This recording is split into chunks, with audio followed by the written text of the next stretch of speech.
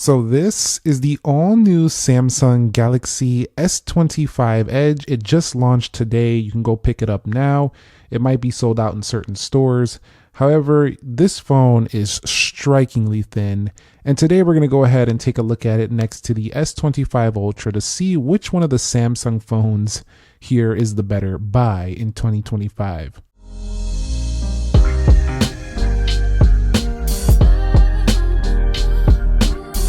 So what is up, guys? Nick here, helping you to master your technology. And the first thing we're going to talk about is the design and the build. And of course, this video is going to be more geared towards the S25 Edge.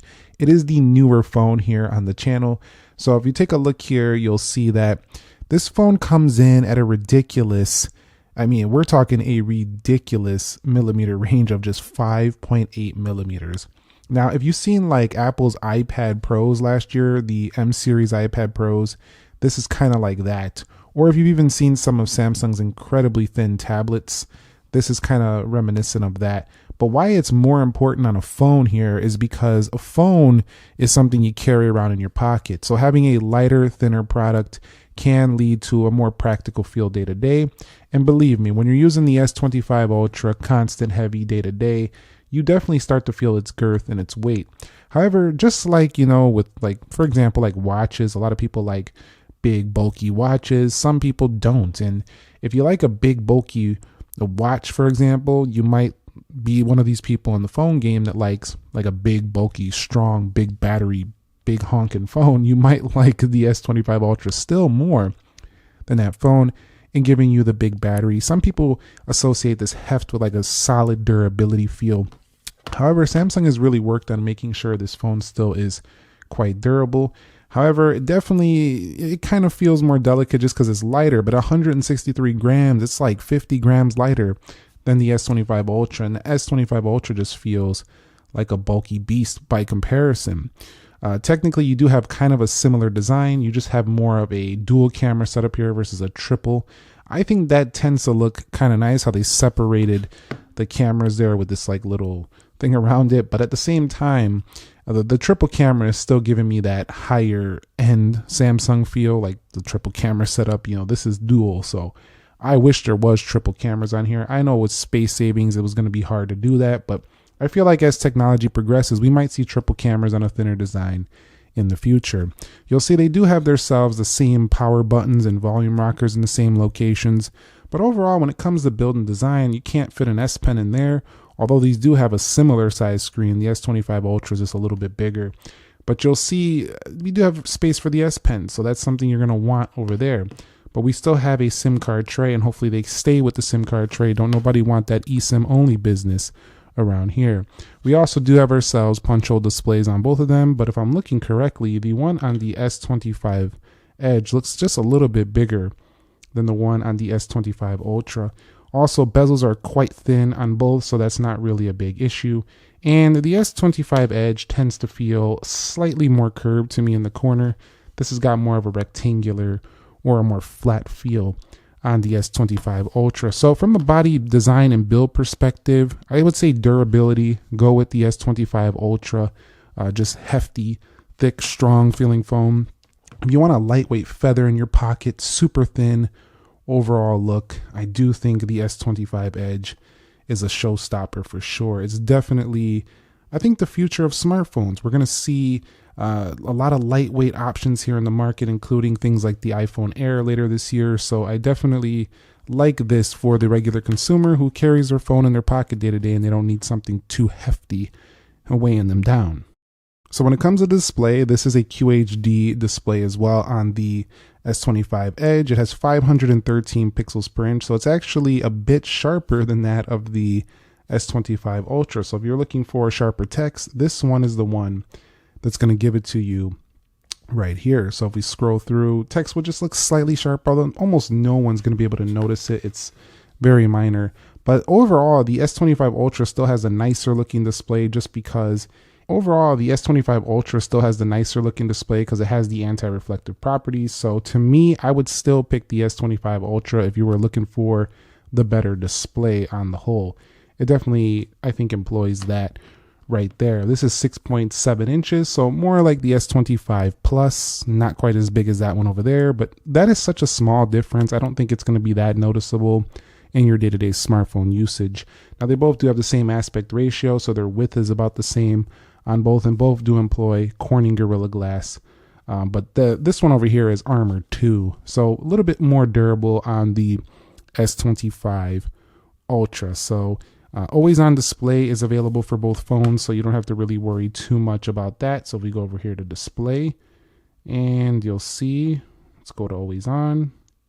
We'll just do always on display right there. So you get that on both phones, no big issues. Also, because One UI allows you to go landscape, both of these phones are going to give you, hold on, I just actually turned it off. Go ahead and rotate here in the landscape and in a nice pocketable, lightweight feather fashion here with this device right here. So definitely a nice option there to use a display like that. All right, when it comes to performance, does the S25 Edge give you enough? And the answer is yes. This phone is actually going to give you the Snapdragon 8 Elite chipset. So you get that super powerful 3nm chip in here, and you also are going to get 12 gigabytes of RAM. So you have plenty of RAM, making this phone an absolute powerhouse. With the improvements to One UI 7, which we've been discussing most of this year for the S25 Ultra versus some of the competition, you know, these things just fly. So the performance is going to be great. Now, I am feeling a little heat as we're setting up, but it's not horrible. And Samsung did think about the heat management here, and they claim that it's going to be quite good. So we don't really have to worry too much, even though this is a super thin phone with overheating issues and stuff of that sort. And that's really important because that really makes the experience worse if it starts to get too hot and stuff like that. But I'm not worried about it because so far I'm setting up right now and everything is just looking quite great here on this phone and feeling pretty good, even though it's a thinner device. But of course, you'll probably still get a little bit more better heat. So if you're a power user, of course, the S25 Ultra is still going to be the way to go here with that. But technically, both of them are the same GPU, the same chip. So I do think you're going to be able to do most of the same things either way you go, whether you go with S25 Edge or S25 Ultra. When it comes to software, there's not much to talk about in the way of, they're not really different. They have One UI 7, both are going to be available to get One UI 8, long-term software support. This is Samsung Galaxy phone, so you can expect that. However, the rollout might change, you know, over the years. You might see the newer phones get a little bit faster rollout, so that's something that comes with the territory of buying the Samsung phone.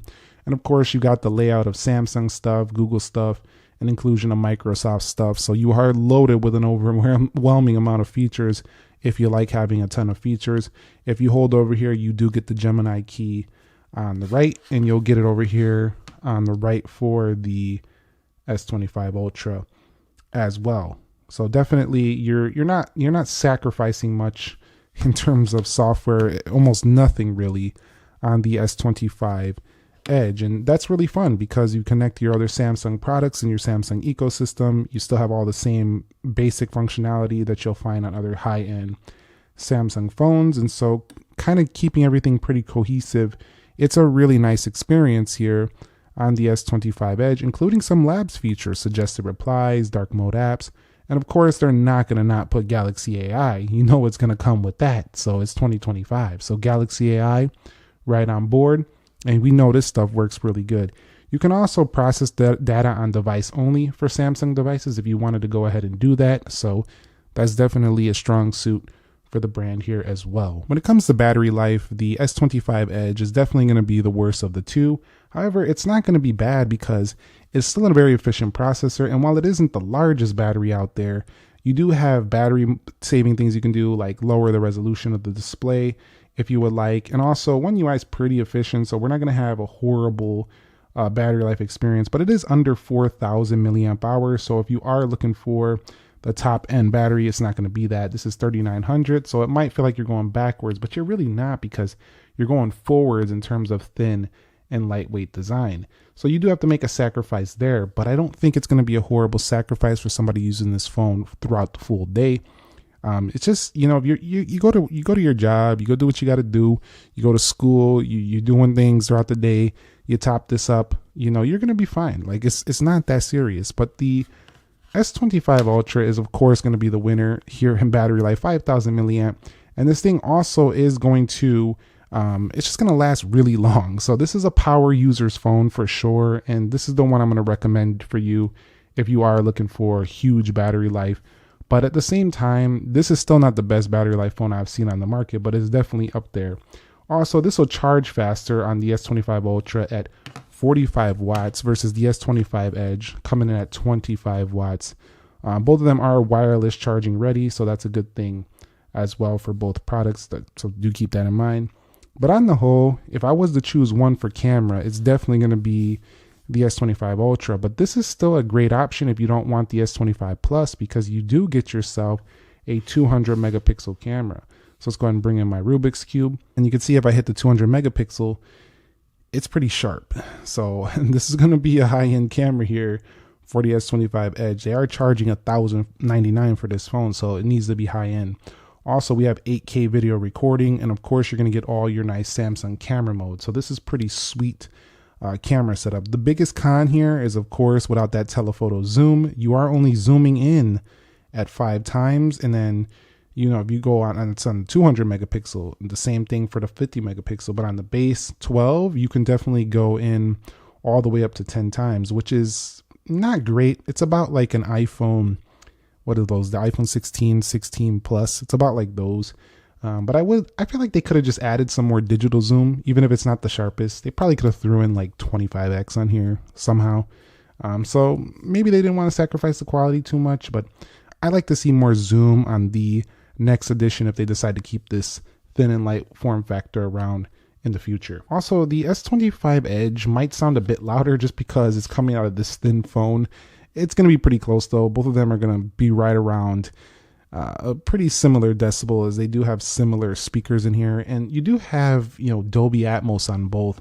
Also, both are giving you really nice phone call quality and also really good modems in here, but you know, they're not going to be like ever giving you major issues with things like this. This is where Samsung really tends to shine. So I think you'll be good either way when it comes to your day-to-day mobile reception and things of that sort, connectivity. That's really where I love using Samsung phones. I tend to get signal strength in places I would never get it on my iPhone. So both of these do also give you face unlock up here, and they also do give you the fingerprint sensor in display ultrasonic. So that's really quite nice. So if I was to sum this up, this is basically, it kind of feels like a thin and light S25 Ultra with some of the Plus traits, some of the S25 Plus traits, but some of the Ultra traits. You know, it's kind of like a in-between phone between the S25 Plus and the Ultra. So if you are looking for, you know, some of the things that you dislike about the Plus, like you don't get the 200 megapixel, but you want a thinner and lighter feel than the S25 Ultra, this is probably a good phone for you. If you want a bigger battery, but you don't want the Ultra, then go with the S25 Plus. But definitely the Edge or the Ultra, power users, I'd say stick to the Ultra. You're going to be happier for sure. There's too many sacrifices on the Edge, I think, for the power user.